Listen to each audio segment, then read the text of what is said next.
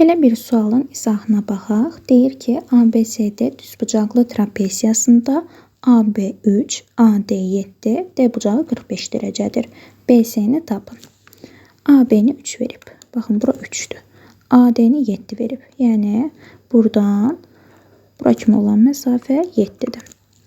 Öncəliklə C təpəsindən başlayaraq aşağıya bir hündürlük endirək. Bura bir 90 dərəcə. Buranı da bir K ilə işarə edək. İndi baxın, AB ilə SK bir-birlərinə paraleldirlər. Bura 3-dürsə, bu hündürlüyümüz də 3 olacaq. Və burada düzbucaqlı üçbucaq əmələ gəlir. Bura 90 dərəcədir, 45 dərəcədir. Onda C bucağımız da 45 dərəcə olacaq. 45 dərəcə.